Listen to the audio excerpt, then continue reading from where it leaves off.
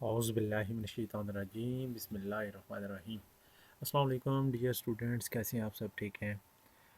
अच्छा स्टूडेंट्स, आज हम चैप्टर नंबर 6 का जो टॉपिक्स हैं आगे, फर्स्ट टू टॉपिक्स जो हमारे थे डिफॉर्मेशन ऑफ सॉलिड्स और हुक्स लॉ, उसके बाद हमारे पास आता है एप्लीकेशन ऑफ हुक्स लॉ। लेकिन बेटा एप्लीकेशन ऑफ हुक्स लॉ जो है ना, ये अकॉर्डिंग टू ALP, ये देखें जैसे मैं आपको दिखा रहा हूँ अभी, मैकेनिकल प्रॉपर्टीज ऑफ मैटर के अंदर application of Hooke's law, measurement of atmospheric pressure और measurement of pressure by manometer, ये डिलीट है, इनको आपने नहीं करना। एक्टिविटी 6.1 और 6.6 ये भी क्या है, साथ डिस्कॉर्ड है, डिलीट है, इसको आपने नहीं करना। तो आए अपने टॉपिक की तरफ चलते हैं। मतलब एप्लीकेशन ऑफ हुक्स लॉ आपको करने की ज़रूरत नहीं है, तो हम इसके ऊपर अपना टाइम वेस्ट नहीं करते, हम आगे की तरफ कंटिन्यू करते हैं। तो बेटा डेंसिटी क्या होती है? बेटा सबसे पहले तो आपको ये चीज़ समझ आनी चाहिए। बेटा जो कुछ बताऊंगा सब कुछ आपकी इधर आपके पास ये सब कुछ लिखा हुआ है, आपने ध्यान से लेक्चर को सुनना है और समझना है। बेटा सबसे पहले तो आपने ये चीज़ समझनी है कि आपने 1 मीटर क्यूब या 1 सेंटीमीटर क्यूब ले लें, कि आपने कोई ऐसा सब्सटेंस लिया। अब वो कोई भी हो सकता है, किसी भी एलिमेंट का कोई भी मटेरियल है ना, उस किसी का भी हो सकता है। तो आपने 1 क्यूबिक सेंटीमीटर आपने वो ले लिया। लेने के बाद आपने क्या करना है कि आपने ये चेक करना है उसका मैस। आप देखेंगे बेटा कि उस मटेरियल जो भी आपने डिफरेंट डिफरेंट मटेरियल उठाए हैं 1 क्यूबिक सेंटीमीटर के, सबका वॉल्यूम सेम है। लेकिन आप चेक करेंगे बेटा, जब आप उनका मैस चेक करेंगे ना, तो आपको देखेंगे कि वहाँ पे सबका मैस डिफरेंट आ रहा है। अब ऐसा क्यों हो रहा है, किस वजह से हो रहा है? तो बेटा ये इस वजह से होता है क्योंकि आपको पता है कि आपका कोई भी मटेरियल है वो किससे बनना पड़ा है, वो तो मालिक्यूल से मिलकर बना है। बेटा आपने ये चीज़ देखनी है, जो जिस मटेरियल के अंदर मॉलिक्यूल्स बहुत ज़्यादा स्ट्रॉन्गली आपस में इंटरकनेक्टेड हुए, जब वो आपस में इतने एक दूसरे के साथ इंटरकनेक्टेड होंगे एक फोर्स के साथ, strong nuclear strong force of attraction की वजह से, तो उनकी जो फोर्स होगी वो उन बॉन्ड्स को आगे तोड़ने नहीं देती। ठीक है? तो इसलिए जब यहाँ पे मॉलिक्यूल्स एक पॉइंट पे या एक आपस में बहुत बहुत करीब होते हैं, तो वहाँ पे आपके जो मॉलिक्यूल्स होते हैं, मॉलिक्यूल्स का मैस बढ़ जाता है। तो जब मॉलिक्यूल्स का मैस बढ़ता है, तो हम सिंपली सी बात कहते हैं कि उस मटेरियल की जो डेंसिटी है वो क्या है, क्या होती है, ज़्यादा होती है, तो हम ये कहते हैं। और जहाँ पे मॉलिक्यूल्स एक दूसरे के करीब ना हों, दूर दूर हों, तो आपको पता है कि आपके उस सब्सटेंस का जो मैस होगा वो भी कम होगा। जब वो कम होगा तो हम सीधे इनडायरेक्टली बात करेंगे कि उस मटेरियल की जो डेंसिटी है क्या है, वो कम है। यानी कि एक यूनिट वॉल्यूम के अंदर कितना मैस मौजूद है, यानी कि एक वॉल्यूम, वॉल्यूम का मतलब कि कोई चीज़ है और उसके अंदर कितनी चीज़ समा सकती है, उस चीज़ के अंदर कितनी दूसरी चीज़ इसके अंदर अकुपाई हो सकती है। तो वो वाला मैस उस वॉल्यूम के अंदर कितना है, डैट इज़ कॉल्ड डेंसिटी। तो बेटा ये ही जो मैंने भी आपको चीज़ें बताई हैं, कहता है कि ये लिखा है, if you take two equal, if you take equal volume of the different substances and weigh them by a balance, you will find that each of them has a different mass। बिल्कुल अभी जो मैंने आपको बात बताई है वही बात कर रहा है, रिपीट कर रहा है। That is 1 centimetre cube of the wood. ये अब कह रहा है, एक एग्जांपल दे रहा है आपको यहाँ पे। तो एज ए एग्जांपल दे रहा है, तो मैं यहाँ पे आपको मार्क करवा देता हूँ यहाँ पे।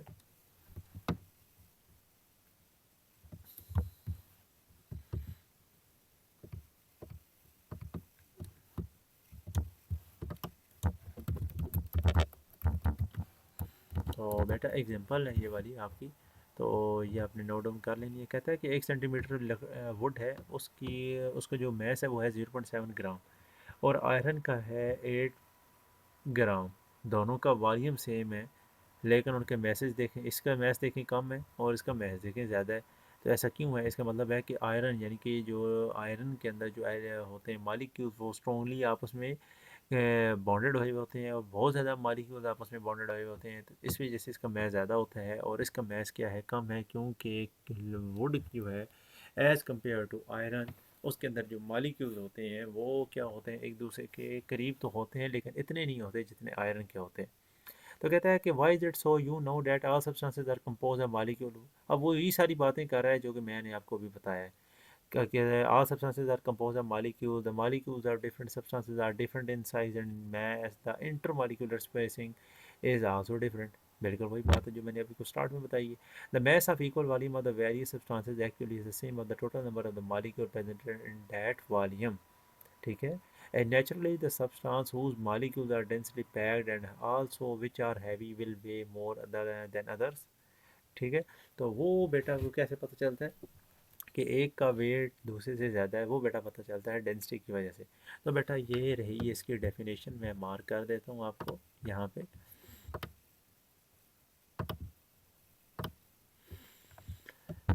तो आए बेटा आपने इसकी डेफिनेशन करनी है, मैं आपको जो जो मार्किंग करवा के दूंगा जस्ट आपने वही करनी है। ओके। तो ये बेटा डेंसिटी की डेफिनेशन होगी आपकी। यहाँ क्या नाम है, यहाँ से लेकर density of a substance is defined as mass per unit volume. क्या हो जाएगा बेटा, मैस पर यूनिट वॉल्यूम। यहाँ से लेके यहाँ तक बेटा इसकी डेफिनेशन है। और ये नीचे बेटा इसका क्या लिखा हुआ है, वो फार्मूला लिखा हुआ है। मैं यहाँ पे इसको भी मार्क कर देता हूँ, इसको रिप्रेजेंट कर देते हैं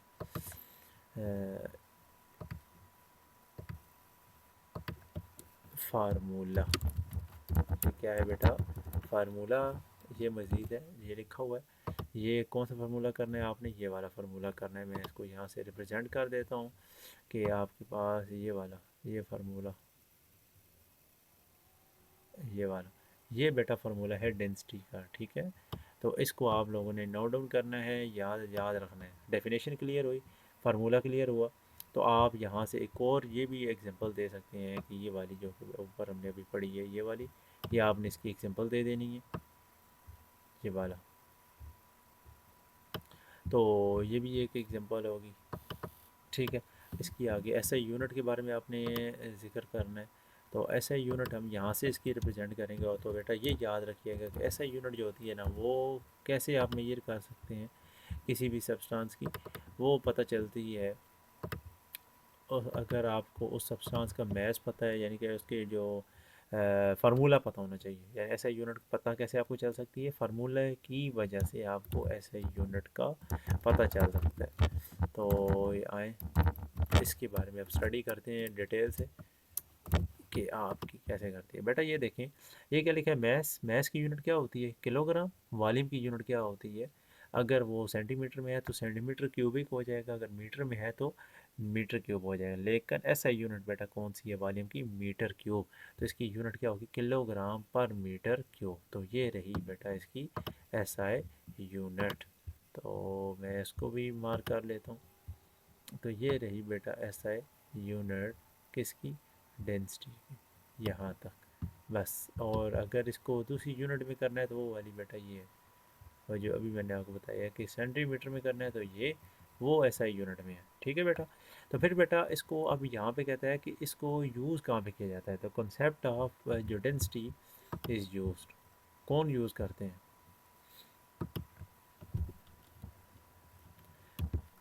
कॉन्सेप्ट मैं यहाँ पे लिख देता हूँ आपके लिए। यहाँ पे इससे लिख देते हैं, लिखते हैं कि द कॉन्सेप्ट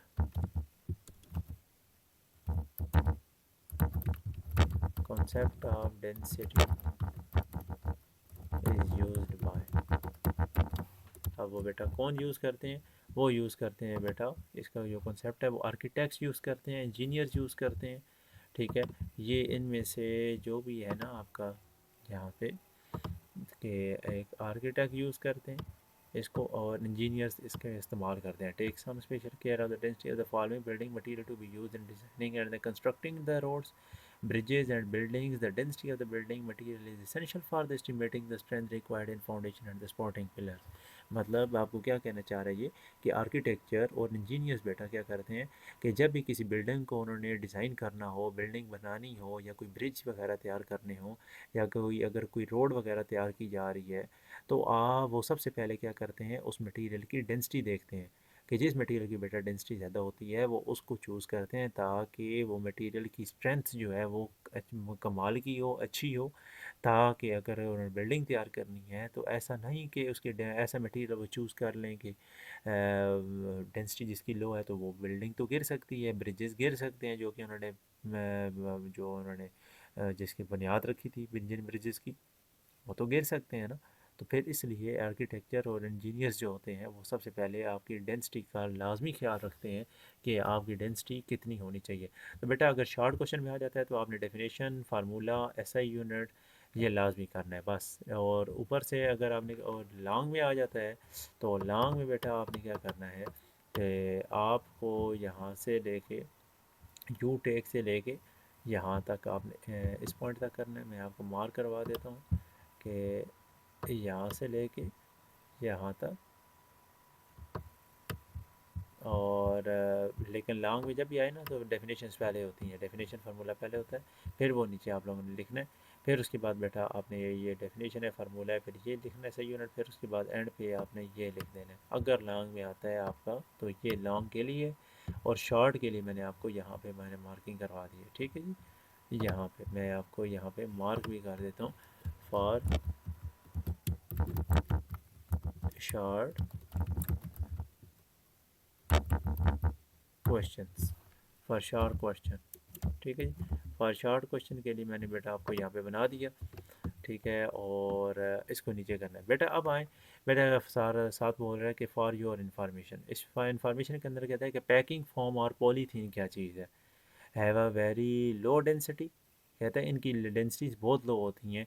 तो कैसे पता चलेगा, मैं आपको ज़रा पहले बताता हूँ कि पैकिंग फॉर्म होते क्या हैं और पॉलीथीन क्या चीज़ होती है। एक तो ये आपका, इसको तो पहले मार्क कर लें फिर हम इसको डिस्कस करते हैं, क्योंकि ये जो चीज़ है ये आपकी एमसीक्यूज़ में आने वाली है, ये वाली कि पैकिंग फॉर्म और ये जो है ना ये पैकिंग फॉर्म और पॉलीथीन, ये जो है कहता है कि इनकी डेंसिटीज बहुत लो होती हैं। पहले है क्या चीज़, पहले पैकिंग फॉर्म्स क्या होते हैं, ये आपको ज़रा मैं दिखाता हूँ। ये वाले, ये आपको फॉर्म्स नज़र आ रहे हैं, ये जो फॉर्म्स होते हैं इस टाइप के। और आपने देखे होंगे जैसा कि अब ये वाले फॉर्म्स भी देखे होंगे, कारपेट्स वगैरह के नीचे बिछाए जाते हैं। अपने कमरों के अंदर, रूम के अंदर आप लोग कारपेट जब नीचे बिछाते हैं तो बिछाने के बाद नीचे बेटा ये एक फॉर्म को नीचे लगाया जाता है, जो कि आपको एक जब आप ऊपर चलते हैं या बैठते हैं तो आपको एक कोज़ी फीलिंग आपको प्रोवाइड करके देता है, इजी फील करते हो आप लोग, ठीक है। और ये तो है आपके फॉर्म्स वगैरह, पैकिंग फॉर्म जो है क्या नाम उसने बोला था, पैकिंग फॉर्म्स। और दूसरा पॉलीथीन जो है, व्हाट इज़ पॉलीथीन, ये आपको पॉलीथीन नज़र आ रहा है। पॉलीथीन के जो बने हुए होते हैं आपकी शॉपिंग बैग्स वगैरह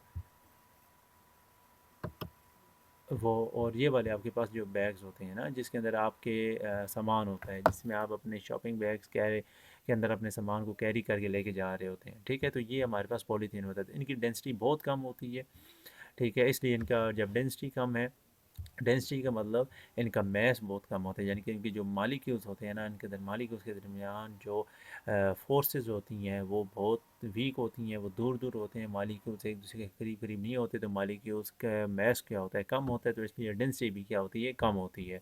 तो आए, और ये टेबल बेटा आपके लिए बड़ा ही इंपॉर्टेंट टेबल है, इसको भी मार्कअप करो। ये वाला जो टेबल है आपका, ये वाला जो इसके अंदर आपको क्या बताया जा रहा है, यहाँ पे मैं यहाँ पे लिख देता हूँ ऊपर रिमेंबर के थ्रू। यहाँ पे हम लिखते हैं रिमेंबर, रिमेंबर, ठीक है। तो अब यहाँ पे आप देखें हमने रिमेंबर लिख दिया, इसको लाजमी आपने बेटा याद रखना है। तो और ये टेबल आपको मस्ट पता होना चाहिए कि सब्सटेंसेस की डेंसिटी दी हुई है, ये आपके एमसीक्यूज़ के लिए फॉर ऑब्जेक्टिव, ठीक है। फॉर ऑब्जेक्टिव मैं यहाँ पे भी इसको लिख देता हूँ, इसको हम क्या लिख देते हैं, फॉर ऑब्जेक्टिव। अब फॉर ऑब्जेक्टिव के लिए हमारे पास क्या है, एयर के अंदर देखें 1.3 डेंसिटी है, petrol, water, concrete, aluminium, steel, lead, gold, osmium.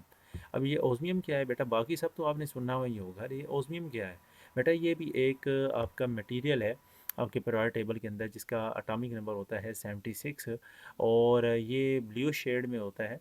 और अच्छा स्टूडेंट्स, ये है आपके पास ओस्मियम है, जो कि मैंने अभी आपको मटेरियल दिखाया, जिसकी डेंसिटी आप देखते हैं कि ये बेटा एक ब्लू शेड भी देता है और वाइट शेड भी देता है, इसको ओस्मियम बोलते हैं। ये आपके एटॉमिक नंबर का आपके सॉरी पीरियोडिक टेबल के अंदर जो सबसे एक हैवी किस्म का एक मेटल कह सकते हैं, जो कि 76 इसकी एटॉमिक नंबर होता है। ठीक है, इसकी डेंसिटी बहुत ज़्यादा होती है। तो बेटा यहाँ पे देखें इसके कि आपके ओस्मियम की डेंसिटी कितनी है, 22,600 इसकी डेंसिटी है। ठीक है, ये आपको पता होना चाहिए। तो आगे बेटा देखें, for your information immiscible liquid of different densities from form the layer when they are mixed. यानी कि कोई भी आपके मटेरियल हैं, जब आप उनको मिक्स करते हैं तो वो क्या होता है कि उनकी डेंसिटी डिफरेंट होने की वजह से वो आपस में मिक्सअप नहीं होते। जैसे कि आप देखते हैं पानी के अंदर अगर वो आप मिलाएं, ऑयल मिला दें तो वो मिक्सअप नहीं होता। जैसे कि मैं यहाँ पे आपको ये दिखाता हूँ, ये देखें डिफरेंट तरह के आपके पास मटेरियल्स हैं। ये देखें बेटा, आपके पास डिफरेंट तरह के मटेरियल्स हैं। एक ही गिलास है लेकिन उसे एक गिलास के अंदर डिफरेंट तरह के मटेरियल्स ऐड कर दिए गए हैं। सबसे देखें नीचे बोल्ट है, इसकी डेंसिटी देखें, फिर हनी देखें, फिर सिरप देखें। अब ये क्या चीज़ है, हनी के अंदर आपने बोल्ट मिलाया, यानी कि बोल्ट का मतलब है कि आपने यहाँ से ऊपर बोल्ट के नट को नीचे फेंका, यानी कि जो पेच होता है उसको नीचे आपने फेंका तो वो सब डेंसिटीज़ को क्रॉस करता हुआ वो नीचे तक पहुँच गया। इसका मतलब है कि जो बोल्ट होती है, बोल्ट का जो मैस है वो बहुत ज़्यादा है, तो इसलिए वो हनी तक पहुँच गया यहाँ से करते करते। फिर देखें सिरप है, सिरप आपने भी ऐड किया, वो मिक्सअप नहीं हुआ, तो सिरप तक आपके पास क्या हुआ, पॉपकॉर्न जो कर्नल है वो यहाँ तक पहुँच गया। फिर आपके पास सिरप है, मैपल सिरप जो कि 100% है। फिर उसके बाद आपने मिल्क मिलाया उसके अंदर, फिर आपने बाद डिश सोप है, फिर वाटर है, फिर वेजिटेबल ऑयल, फिर रबिंग अल्कोहल लैम्प ऑयल। फिर साथ साथ आपने ये लेफ़्ट साइड पे आपके पास वो क्या है लिक्विड, और यहाँ पे क्या है वो मटेरियल जो कि आपने इसके अंदर डाले हैं, जिनकी डेंसिटी किसी दूसरे मटेरियल की जो डेंसिटी से कम हुई या उसकी इक्वल हुई, तो वो उस तक वो जो होगी डेंसिटी के ऊपर जो सरफेस होती है किसी भी, जैसे पानी की सरफेस, अब यहाँ पे देखिए पानी की तरह ये वाला पानी है, तो पानी की सरफेस के ऊपर क्या है कि ये बीड जो है वो आप पे ऊपर तैरने लग पड़ा है। ठीक है, तो वो आगे नहीं गया। तो इस तरीके, इसका मतलब ये है कि जिस मटेरियल की जो डेंसिटी है, अगर उस की डेंसिटी, एक जो आप मटेरियल बीच में इंसर्ट करवा रहे हो उसकी डेंसिटी से अगर उसकी डेंसिटी कम हुई या उसके बराबर हुई, तो मटेरियल जो है वो अंदर डिप कर जाएगा, अंदर सबमर्ज्ड हो जाएगा, अंदर डूब जाएगा। ठीक है, सिंक कर जाएगा। तो ये देख सकते हैं आप। ठीक है, हर मटेरियल के डिफरेंट है, तो आपको डिफरेंट कलर्स देखने को मिल रहे हैं। क्यों? क्योंकि इस तरह के मेजर मटेरियल्स को बोलते हैं इमिसिबल लिक्विड्स बोला जाता है। क्लियर? यानी कि डिफरेंट डेंसिटीज थी तो इसलिए आपस में मिक्सअप नहीं होते। तो मैं ये क्विक क्विज भी आपको करवाता हूँ सबसे एंड पे। फॉर योर इन्फॉर्मेशन में देखें, density is a test to know the purity of a substance. कोई भी एक सब्सटेंस है ना, उसकी अपनी प्योरिटी देखनी है तो उसकी डेंसिटी से आपको पता चलता है। जैसे कि हनी, हनी सबसे थिक होता है तो इसलिए उसकी डेंसिटी बहुत ज़्यादा होती है, इसलिए वो आपको मैंने अभी दिखाया था कि वो नीचे गिलास की सबसे निचली तह में जाके बैठ गया। आए बेटा एग्जांपल पढ़ते हैं। ये एग्जांपल बहुत ही ईजी है, ये आपको मैं यहीं पे करवा देता हूँ। तो कहता है कि length breadth thickness of an iron block पर 3 सेंटीमीटर, 2 सेंटीमीटर, 2 सेंटीमीटर। 3 सेंटीमीटर क्या है लेंथ, 2 सेंटीमीटर क्या है ब्रेथ, 2 सेंटीमीटर क्या है थिकनेस। तो वो कहता है कि ये इसकी है जी, ये लेंस वगैरह है। कैलकुलेट डेंसिटी आयरन की निकालनी है, जो कि ब्लॉक की डेंसिटी है। ब्लॉक का मैस कितना है, 94 ग्राम है। तो आप बेटा ये मैस देख लें और ये उसका वॉल्यूम निकालना है। सबसे बेटा पहले वॉल्यूम आप निकालेंगे, तो वॉल्यूम का बेटा फार्मूला बचपन में पढ़ा हुआ है आपने, ये फार्मूला भी लिखा है, length multiply breadth multiply thickness. तो ये आपको चाहिए, क्यों? क्योंकि आपको ये फार्मूला लगा के इस फार्मूले के अंदर डेंसिटी पुट करनी है आपने। तो मैथ चाहिए होगा, वॉल्यूम चाहिए होगा। मैथ तो दिया हुआ है 94 ग्राम, वॉल्यूम नहीं है। वॉल्यूम का फार्मूला आपको पता होना चाहिए, length multiply breadth multiply thickness. इन सब को मल्टीप्लाई करें तो आंसर आता है 12 सेंटीमीटर क्यूबिक। और इसको इसमें वैल्यू में पुट कर दें, मैथ्स की वैल्यू 94, वॉल्यूम की वैल्यू आई 12, पुट करें तो आपके पास आंसर ये आ गया। और अब चूंकि ये एसआई यूनिट में नहीं है तो इसको एसआई यूनिट में कन्वर्ट करने के लिए क्या करिएगा, 1000 के साथ मल्टीप्लाई किया, 1000 के साथ मल्टीप्लाई करेंगे तो आपका जो मटेरियल की जो डेंसिटी होगी वो एसआई यूनिट में अंदर आ जाएगी।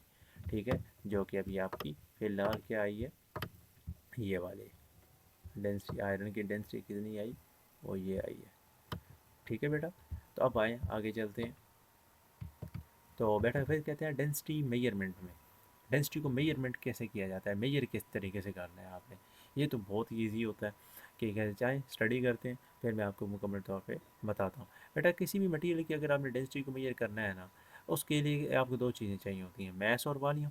अभी आपको फार्मूला मैंने अभी दिखाया, ये वाला, अभी ये वाला जो फार्मूला हमने पढ़ा, ये वाला किधर गया, ऊपर ये वाला जो कि मैंने अभी मार्क किया, density is equal to mass बटा वॉल्यूम, ये चीज़ चाहिए होगी आपको, डेंसिटी मिल जाएगी। तो बेटा कहता है कि द सब्सटेंस इज सॉलिड, अगर आपका कोई सब्सटेंस जो है वो क्या हो, कोई सॉलिड सॉलिड में हो, अगर आपका सब्सटेंस क्या है, सॉलिड हो और उसकी रेगुलर शेप हो, तो रेगुलर शेप में क्या होगा, उसका वॉल्यूम को आपको मिल जाएगा, can be found by measuring it's dimensions को फाइंड आउट करनी होगी ना। जब मिसाल देते हैं आपको कि एक substance is in the form of the sphere, कोई भी मटेरियल है, जब आपने एक सफ़ियर की शेप लेनी है तो उसका डायमीटर आप मेजर करेंगे सबसे पहले। आप डायमीटर कैसे मेजर करते हैं, फर्स्ट चैप्टर के अंदर किया और मैंने आपको करवाया।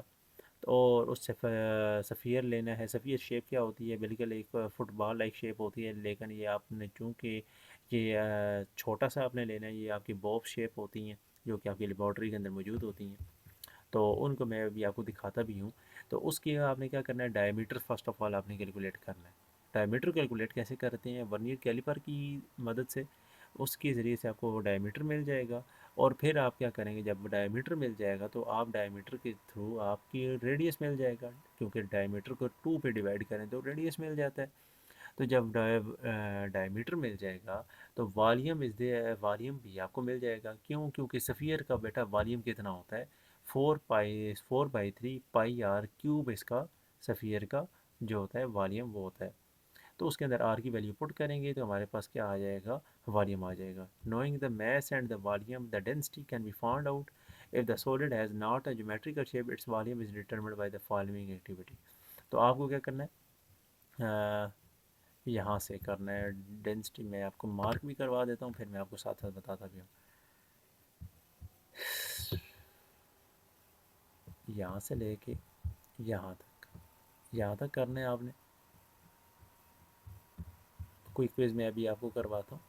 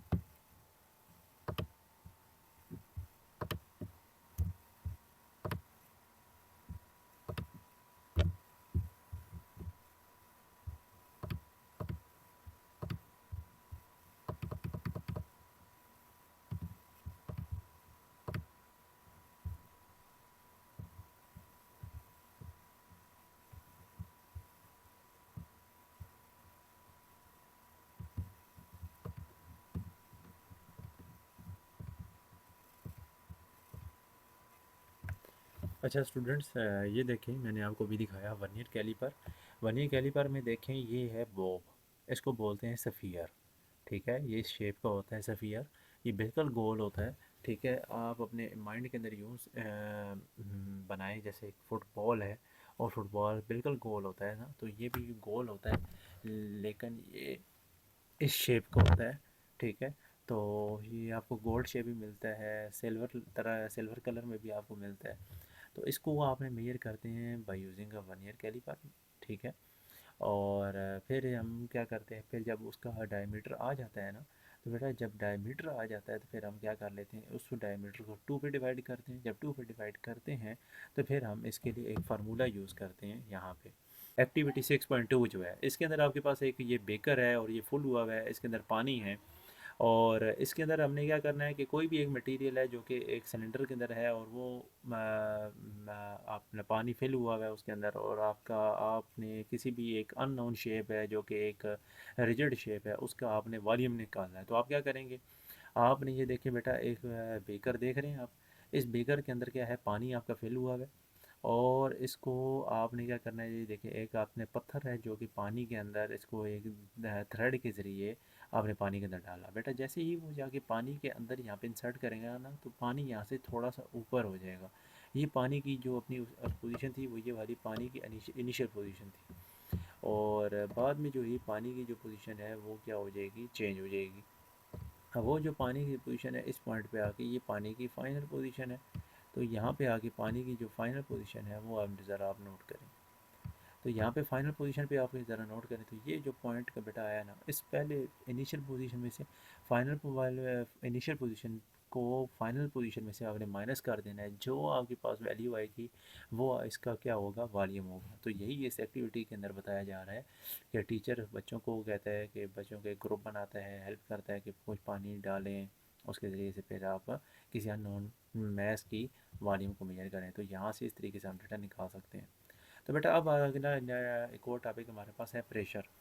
तो बेटा प्रेशर में आपने क्या करना है कि इसके अंदर आपको जस्ट एक तो सबसे पहले डेफिनेशन करनी है, लेकिन डेफिनेशन भी तो समझिएंगे ना तब आप, जब आपको फुली कॉन्सेप्ट पता होगा। तो वो बेटा आप कैसे कर सकते हैं, तो वो बेटा इस तरीके से कर सकते हैं। If a wooden rod has a flat end it will be very difficult to push it into the ground. On the other hand, if it has a pointed end, it can be easily pushed into the ground. In the first case, the applied force is spread over a large area, whereas in the second case, the force is concentrated on a small area. The force applied on the rod will exert great pressure in the second case than in the first one.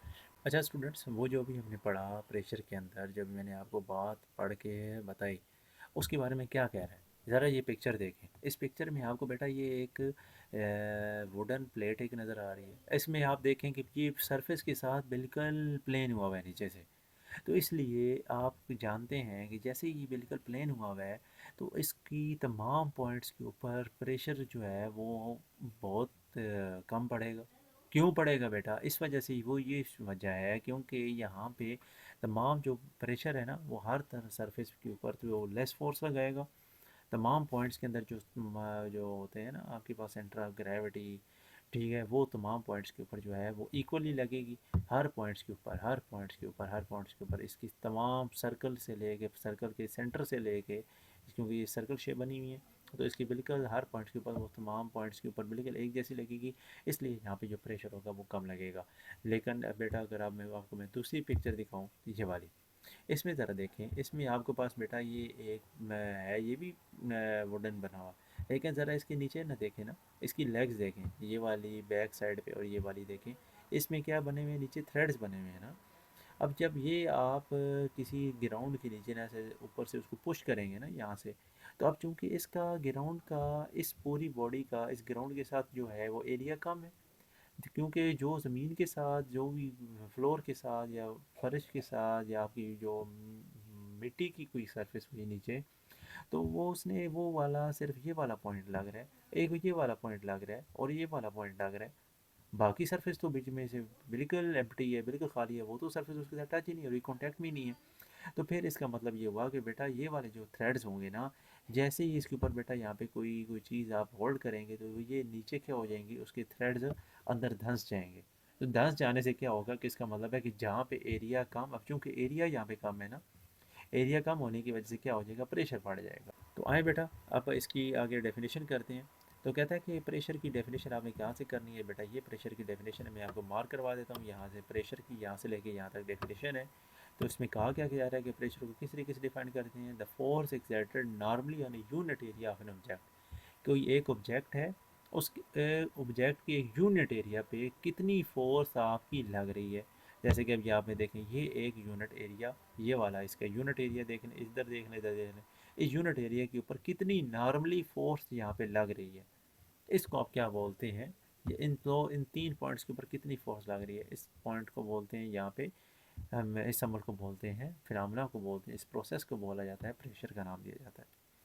अब जैसा कि यहाँ पे हमने बात की, ये बेटा प्रेशर का एक तो फार्मूला आपको मैं यहाँ पे एक मार्क कर दूंगा आपको कि ये क्या है आपकी, एक तो डेफिनेशन है, यहाँ से हम मार्क करते हैं, ये है आपकी डेफिनेशन। तो आप ज़रा देखें कि आपकी डेफिनेशन तो मैंने आपको मार्क कर दी, और साथ ही मैं इधर आपको मार्क करवा देता हूँ यहाँ पे एक आपकी फार्मूला। तो ये बेटा आपका फार्मूला है, आप ज़रा ये चेक करें आपका फार्मूला। तो ये देखें, तो ये देखें बेटा, आपके फार्मूला क्या होता है, pressure is equal to force per unit area, कि एक यूनिट एरिया के ऊपर कितनी आपकी फोर्स लगती है, डेट इज कॉल्ड प्रेशर। तो अब यहाँ पे एफ क्या है, एफ इज़ द फोर्स, जो कि ये मैं यहाँ पे जो पैराग्राफ में लिखा है वो यही इसी के बारे में एक्सप्लेन कर रहा है कि एफ क्या है, यहाँ पे आपकी वो फोर्स जो कि आप ऊपर से अप्लाई कर रहे हैं। एरिया कौन सा है, जो कि जहाँ पे आपकी ये टेबल जो है ना, ये वाला, ये देखें, ये एरिया, और ऊपर से आपने यहाँ से इसको फोर्स प्रोवाइड करनी है। तो जैसे इस एक नॉर्मली यूनिट एरिया के ऊपर जब फोर्स लगेगी ना, तो आप इस समल को क्या नाम देते हैं बेटा, प्रेशर का नाम देते हैं।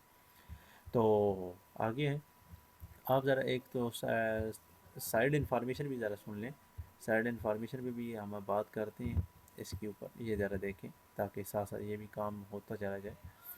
अब यहाँ पे बेटा कहता है कि आपके पास the force in the both the pictures, यानी कि द फोर्स जो आपको दो पिक्चर्स नज़र आ रही है, same equal to the weight of the bag in right hand the picture, the area the contact is greater than in the left hand picture, we say that the pressure is less in the right hand picture. कहना चाह रहा है कि बेटा आपके पास जो right hand में ना, ये राइट हैंड, इसके बंदे ने जो अपना बैग पकड़ा हुआ है, वो ज़रा देखें, उसकी जो ये स्ट्रिप है वो इसने अपनी जो लेफ़्ट हैंड पे जो आपका शोल्डर है उसके ऊपर इसने लटकाया है, तो यहाँ पे इसका एरिया थोड़ा देखने ज़्यादा है।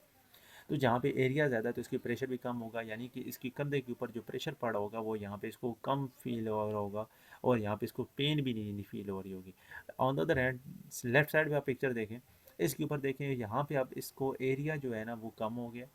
जब एरिया कम होता है तो प्रेशर बढ़ जाता है, क्यों, क्योंकि इसने स्ट्रिप को थोड़ा सा कम कर दिया है और दूसरी साइड पे ले गया। जहाँ पे बेटा आपकी स्ट्रिप कम हुई, जहाँ पे एरिया कम हुआ, वहाँ पे आपका प्रेशर भी ज़्यादा लगेगा। और आपने अक्सर नोट भी किया होगा, जब आपने इस तरीके से अपना बैग को होल्ड किया होगा अपने शोल्डर पर, तो आप देखेंगे कि आपको यहाँ पे पेन फील हो रही होती है, आपके कंधे पर, आपके शोल्डर पर पेन फील होती है, लेकिन जब आपने इस तरीके से बैग उठाया होता है तो आपको पेन फील नहीं होती। तो ये है बेटा आपका पीछे जो साइंस का जो मेन कॉन्सेप्ट है वो आपका, वो ये मेन कॉन्सेप्ट है। तो अब आगे आएँ, आगे हम इसकी मेन स्टडी करते हैं कि एक और फॉर योर इन्फॉर्मेशन भी साथ साथ सुन लें। कहता है कि आपके पास स्पोर्ट्स के बूट्स वगैरह, फुटबॉल एंड हॉकी है studs on their sole, they reduce the area in the contact between your feet and the ground, this increase the pressure and your feet grip the surface more firmly. बेटा आपने अक्सर देखा होगा, कहता है कि आपके ये शूज़ होते हैं ना, शूज़ मैं यहाँ से ज़रा आपको दिखाता हूँ, ये आपके पास जैसे कि ये शूज़ है, ये आपने देखा होगा कि फुटबॉलर्स ने अक्सर ये वाले शूज़ पहने हुए होते हैं जिनको किट बोला जाता है। ठीक है, अब ये क्या है, ये वो क्यों पहनते हैं बेटा, उससे और उसकी पीछे मेन साइंस क्या है और रीज़न क्या है बेटा, इसकी वजह ये होती है कि इनके नीचे ये होते हैं थ्रेड्स है ना, इन थ्रेड्स का, क्योंकि ज़मीन के साथ जो एरिया है ना वो कम हो जाता है, हम एरिया कम करेंगे तो आपके ये थ्रेड्स जो हैं वो प्रेशर की वजह से ऊपर से फोर्स लगेगी, फोर्स लगने से ये क्या हो जाएगी, मिट्टी के अंदर, ग्राउंड के अंदर धंस जाएंगी, जिसकी वजह से उनका जो ग्रिप बनेगी ना पाँव में, वो बहुत अच्छी बनेगी।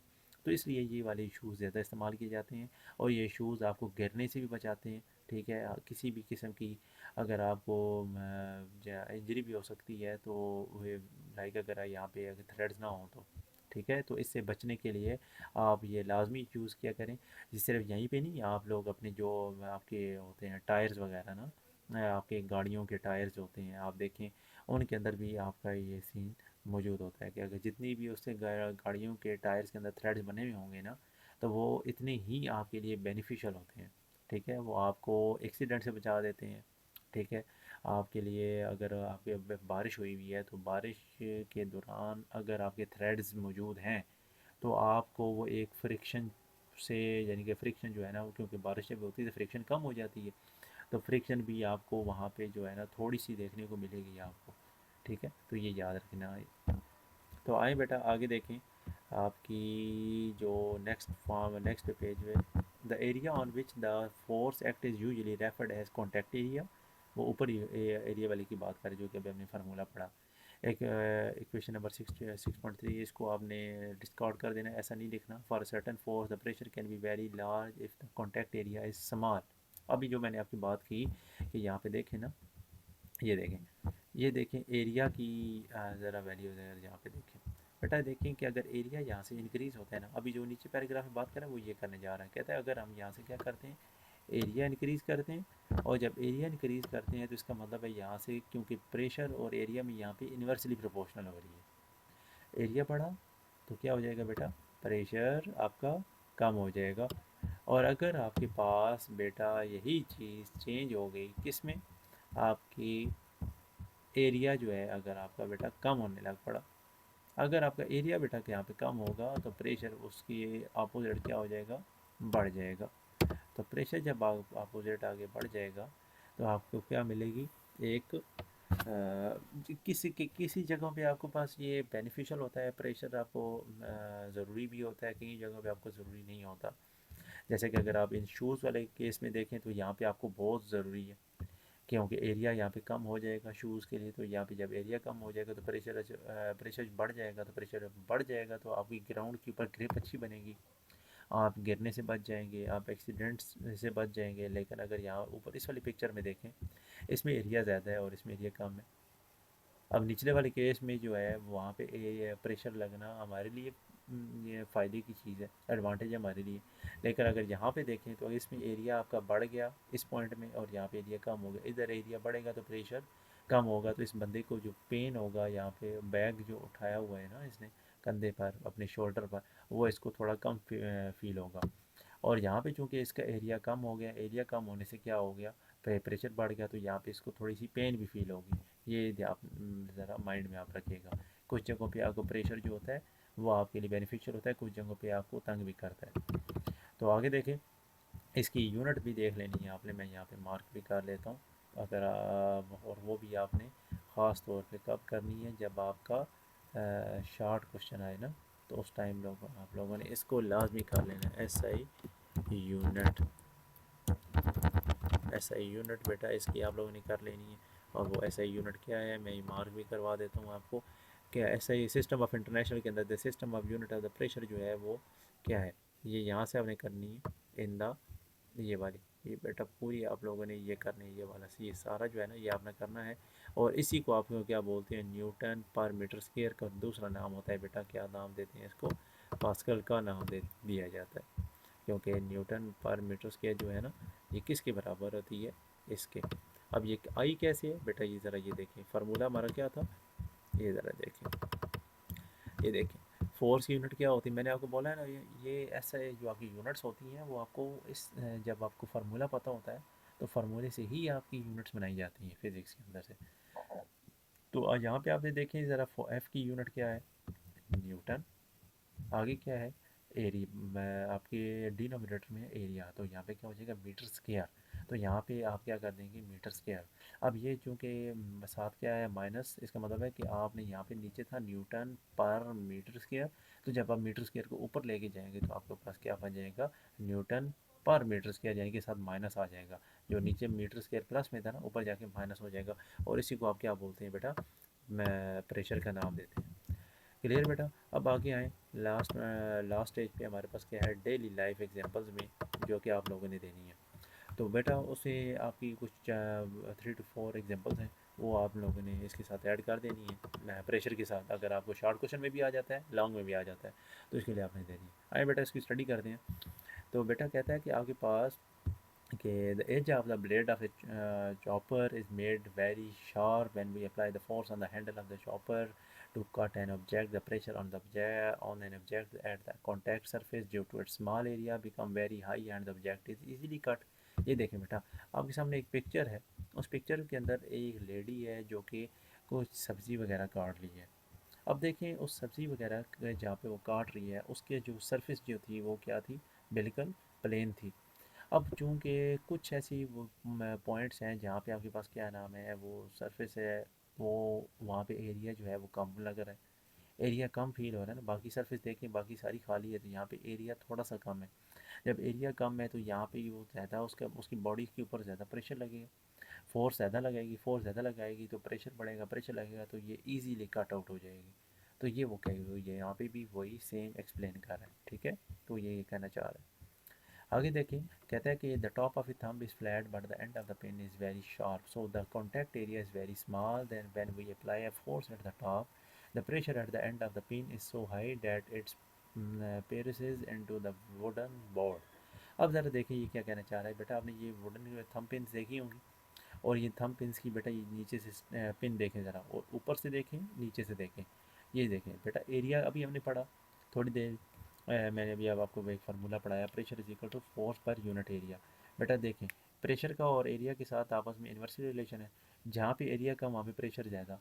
तो इसलिए आपको क्योंकि आपकी थंब पिन ने आपके बोर्ड के अंदर इंसर्ट करनी होती है, वो जो वुडन बोर्ड होता है उसके अंदर, तो यहाँ पे एरिया देंगे, जब एरिया कम तो इसका मतलब यहाँ पे प्रेशर ज़्यादा। इसलिए ये पर्सन क्या करेगा, ऊपर से जब इसको थंब पेन अपने थंब से इसको पुश करेगा, फोर्स लगाएगा ऊपर से, तो यहाँ पे एरिया क्या है, कम।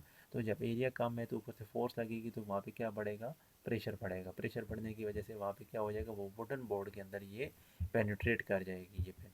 क्लियर। आगे देखें, नंबर 3 में कहता है कि when we walk on the ground we exert a force. हमें कहता है कि जब हम एक किसी भी वॉक करते हैं ना तो ग्राउंड के ऊपर, तो we exert a force on it due to which we experience a reactional force. When the ground is flat, this reaction force is spread over the whole area of the fort and the pressure due to reaction force is not painful. But when we walk on the pebbles, the contact area is reduced and the pressure due to the reactional force becomes so high that it becomes painful। क्या कहना चाह रहा है बेटा, वो कह रहा है कि जब भी रोड पे चलते हो, ग्राउंड पे चलते हो, और आप देखते हैं कि आपका पाँव अगर आप क्या नाम है ग्राउंड के ऊपर बिल्कुल फ्लैट है ना, तो आप देखते हैं कि क्यों फ्लैट, अब आपको वहाँ पे कोई फीलिंग नहीं होती, कोई पेन नहीं होता। उसकी वजह क्या है पीछे, उसकी बेटा ये है कि जब आपका पाँव बिल्कुल फ्लैट होता है सरफेस के साथ, तो वहाँ पे आपके ये जो एरिया है वो सारा कवर होता हुआ होता है आपके पाँव के साथ। आपकी सरफेस जो है, आपकी ज़मीन की सरफेस है, फ्लोर की जो भी है, फ्लोर हो सकता है, कुछ भी हो सकता है, वुडन सरफेस हो सकती है, वहाँ पे आपके पाँव की जो सरफेस है वो बिल्कुल बिल्कुल फ्लैट होती है, तमाम पॉइंट्स कवर हुए होते हैं। जिसकी वजह से क्या होता है कि किसी भी किस्म का, क्योंकि एरिया सारा कवर होता है, मैक्सिमम एरिया कवर होता है, जब एरिया कवर होता है तो प्रेशर क्या हो जाता है वहाँ पे कम, क्योंकि अभी हमने पढ़ा कि जहाँ पे एरिया ज़्यादा वहाँ पे प्रेशर कम। तो वो दूसरी तरह अपोजिटली वहाँ पे देखें कि वो कहता है कि जब एक शख्स पेबल्स के ऊपर, छोटे छोटे पेबल्स हैं जो कि किंकरियाँ हैं, वहाँ उनके ऊपर जब बेटा चलता है शख्स, तो उसको वहाँ पे पेन फील होती है। ऐसा क्यों होता है, क्योंकि बेटा आपको भी मैंने थोड़ी देर पहले आपको उन शूज़ के बारे में आपको मैंने समझाया, उन थ्रेड्स के बारे में मैंने आपको बताया कि जब सेम लाइक थ्रेड्स की तरह पेबल्स के ऊपर बंदा चलेगा तो वहाँ पे एरिया कम हो जाएगा, क्योंकि तमाम सरफेस के ऊपर सारा एरिया तो लगना नहीं है, कहीं कहीं वो ऐसे पेबल्स होंगे जो कि आपकी सर आपके पाँव के साथ अटैच हुए होंगे। लेकिन कुछ ऐसे पॉइंट्स होंगे जहाँ पे कुछ मिसिंग पॉइंट्स होने हैं, ठीक है, जहाँ पे मिसिंग पॉइंट्स होंगे वो एरिया कैरी नहीं कर रहे। लेकिन आपकी कुछ ऐसे पेबल्स होंगे वो जो एरिया कैरी कर रहे हैं, वो आपको पेन फील करवाएंगे, वहाँ पे एरिया कम हो जाएगा। जब एरिया कम हो जाएगा तो प्रेशर बढ़ जाएगा, प्रेशर बढ़ेगा तो आपको पेन फील होगी। वो जो अभी देखा, कुछ ऐसी जगह है जहाँ पे आपको जो ये चीज़ एरिया कम होना, ज़्यादा होना, और उसके लिए कभी कहीं पे आपको आपके लिए बेनिफिट भी दे रहा है, कहीं पे आपको नुकसान भी दे रहा है आपको, ठीक है जी। अब आपके पास क्या है कि heavy animals like elephant have thick legs and large flat feet, so that due to large contact area pressure become less, otherwise their bones would not tolerate the pressure. ठीक है बेटा, क्या कहना चाह रहा है कि जैसे कि आपका एक हैवी एनिमल है जो कि एलिफेंट है, उसकी लेग्स देखी हैं आपने कितनी थिक होती हैं, और वो कहता है कि उसके जो पाँव होते हैं, उसकी अच्छा खासा पाँव होता है जो कि उसने पूरी एक अच्छा खासा जगह ली हुई होती है। तो अब जहाँ पे अभी हमने पढ़ा कि जहाँ पे एरिया ज़्यादा वहाँ पे प्रेशर कम, तो ये कहता है कि इसलिए वहाँ पे चूँकि जहाँ पे कॉन्टैक्ट एरिया है ना, large area, large contact area जो कि ज़मीन के साथ है, वहाँ पे प्रेशर आपका कम लगेगा। तो जब प्रेशर कम लगेगा तो वहाँ पे होगा क्या, उनकी जो उसकी जो हड्डियाँ होंगी ना, उसकी जो बोन्स होंगी, वो आपके उस प्रेशर को टॉलरेट नहीं कर पाएंगी, उसको यानी कि उसको बियर नहीं कर पाएंगी। तो इसलिए वो आसानी से क्या होता है, वो चल पाता है। अब देखें, हाँ, एक एलिफेंट का जो बेटा वज़न होता है ना, उसकी सिर्फ बच्चे का ही वज़न जो होता है वो तकरीबन 1 टन के होता है। तो वो इतनी अपनी लेग्स पे उठा सकता है। तो ये मेन पीछे उसकी रीज़न है कि उसका जो पाँव का एरिया है वो क्या होता है, ज़्यादा। उस ज़्यादा होने के पीछे की वजह से जब एरिया ज़्यादा हो जाता है, प्रेशर कम हो जाता है, तो वो टॉलरेट कर जाता है। तो आए बेटा, मैं अब आपको ये जो आपके पीछे क्विक क्विज़ थे वो मैंने आपके लिए यहाँ पे वर्ड के अंदर मैंने यहाँ पे सेव किए हैं, आपके लिए लिखे हैं मैंने। तो आए इसको भी स्टडी करते हुए, है जो कि अभी हमने पीछे पढ़ के आए हैं। तो कहता है कि एक किस तरीके से आप किसी भी ऑब्जेक्ट का वॉल्यूम मेजर करेंगे जिसका लिक्विड के मुकाबले में लाइटर हो, यानी कि बहुत हल्का हो, उस ऑब्जेक्ट को आप कैसे मेजर करेंगे। तो बेटा उसके लिए दो मेथड्स हैं। वो कौन से मेथड्स होते हैं, एक है सिंकर मेथड है और दूसरा एक सबमर्शन मेथड है। सबमर्शन सबमर्शन का मतलब है कि कोई चीज़ पानी के अंदर हाफ डूबी हुई हो, इस मेथड को आप क्या नाम देते हैं, सबमर्जन मेथड। और सिंकर का क्या मतलब है, कोई चीज़ मुकम्मल तौर पर पानी के अंदर डूब जाए, डैट इज़ कॉल्ड सिंकर। उस ऑब्जेक्ट के इसमें इन दो मेथड के ज़रिए से आप क्या निकाल सकते हैं, उस ऑब्जेक्ट का वॉल्यूम को मेजर कर सकते हैं। ठीक है। अब चूंकि ये शॉर्ट क्वेश्चन है तो आपको शॉर्ट क्वेश्चन ही करना है, तो इसके लिए आपका इतना ही आंसर काफ़ी है। एक्सप्लेन में क्या था, तो फिर इसको मुकम्मल डिटेल में हम इसको क्लियर कर दें। तो जस्ट आपने इसका यही आंसर देना है कि सिंकर मेथड और सबमर्शन मेथड होगा जिसके ज़रिए से हम इसको वॉल्यूम को मेजर कर सकते हैं। By which property can you identify A silver spoon and stainless steel spoon.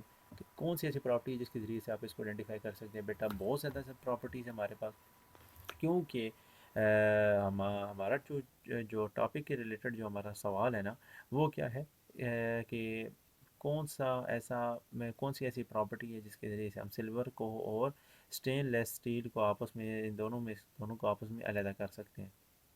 तो आए उसको बेटा स्टडी कर दें। तो वो बेटा ये है कि डेंसिटी मेन चीज़ हमारी है कि मैस और वॉल्यूम आपको पता होगा, तो आप इन दोनों की चीज़ें मेजर कर सकते हैं। तो precisely measure the mass and the volume of the spoon to calculated density. हम उसकी डेंसिटी को कैलकुलेट कर सकते हैं। कैसे बेटा, अगर आप देखें ना, सिल्वर की डेंसिटी देखते हैं तो वो होती है तकरीबन 10.4 ग्राम पर क्यूबिक सेंटीमीटर की होती है। लेकिन अगर स्टेनलेस स्टील उसकी डेंसिटी देखें तो 7.7 से लेके 8 ग्राम पर क्यूबिक सेंटीमीटर है। अब इसकी डेंसिटी कम है, उसकी डेंसिटी ज़्यादा है, इस दोनों के ज़रिए से आप इनको जज कर सकते हैं। अब स्टर्लिंग सिल्वर डेंसिटी के बारे में क्या मतलब, अब सिल्वर की जो बेटा स्पून होती है ना, इनमें एक खामी ये होती है कि ये हवा के अंदर जो सल्फ़र होती है ना, उसके साथ ये रिएक्शन कर जाती हैं। जब ये रिएक्शन करती हैं ना, तो ये इनके ऊपर ना ये टॉर्निशिंग प्रोसेस क्रिएट करने शुरू कर देती हैं। टॉर्निश क्या मतलब, ये इनकी ने जो आपकी देखते हैं ना, जो सिल्वर की जो स्पून होती हैं ऊपर से ब्लैक स्पॉट देना शुरू कर देती हैं with the passage of time. तो ये इनके साथ एक होता है। लेकिन स्टेनलेस स्टील में ये होता है कि एक तो ये चूँकि डायमैग्नेटिज्म की प्रॉपर्टी को शो करती हैं, मतलब ये मैग्नेट नहीं होती। और दूसरा ये क्या नाम है, ये टार्निश प्रोसेस शो नहीं कर रही। इस तरीके से आप इनको एक तो इस मेथड से भी आपको कर सकते हो। लेकिन चूंकि हमारा मेथड जो ये टॉपिक किससे रिलेटेड है, डेंसिटी के रिलेटेड, तो बेहतर है कि आप इसको डेंसिटी से ही रिलेट करें, तो वो ज़्यादा बेहतर है। तो आगे है, silver spoon will be significantly denser, यहाँ पे इसके लिए आंसर। आगे बेटा आखिर हमारे प्रेशर के साथ एक साइड इन्फॉर्मेशन पढ़ा हुआ था ब्रेन टीजर के अंदर। Why a bulldozer has a large pillar tracks instead of wheels. कि एक ब्लड बुलडोज़र जो होता है, वो कहता है कि उसके अंदर एक बड़े लार्ज पिलर ट्रैक्स क्यों लगाए जाते हैं, उसके नीचे व्हील क्यों नहीं होते। तो आए बैठा उसके बारे में जवाब सुनते हैं। कहता है पर मैंने लिखा कि bulldozer has a large track instead of wheels to distribute its heavy weight over a large surface area, which increases traction and prevents it from sinking into soft ground like mud or sand. This weight distribution provides superior stability and the pushing power. मैंने क्या लिखा, मैंने बेटा मैं आपको अब explain करता हूँ अपनी वर्डिंग में आपके लिए कि बेटा जब आपका जो है ना ये बुलडोज़र, अगर उसकी बेटा नीचे व्हील हुए ना, उसने मिट्टी या अगर उसके वहाँ पे नीचे हुई सैंड वगैरह हुई, रेत वगैरह हुई, तो बेटा उसने बीच में धंस जाना है, पेनिट्रेट कर जाना है, वो तो आगे चलेगा ही नहीं। तो इसलिए वहाँ पे ये बेटा पिलर लार्ज पिलर ट्रैक्स बनाए जाते हैं उसके नीचे, ताकि वो क्या करे, एक तो उसकी सरफेस ज़्यादा घेर ले, ऑक्यूपाई कर ले। जब सरफेस ज़्यादा ऑक्यूपाई करेगा तो प्रेशर कम लगेगा, प्रेशर कम लगेगा तो वहाँ पे वो उसे आगे कंटिन्यू चलता जाएगा और वो नीचे मट्टी के अंदर या सैंड के अंदर धंसेगा नहीं। ठीक है, तो ये मेन बेटा इसके पीछे जो एक लॉजिक है और वो साइंस है वो ये है। ठीक है, तो ये आप लोगों के लिए शार्ट क्वेश्चन है जो कि मैंने यहाँ पे आपको मार्क करवा दिए हैं। तो बेटा अगर आपको यहीं तक हमने करना था, तो बेटा अगर आपको हमारा लेक्चर अच्छा लगा, लाइक करें, सब्सक्राइब करें, शेयर करें। मिलते हैं नेक्स्ट लेक्चर के अंदर। अल्लाह हाफिज़। जज़ाकल्लाह।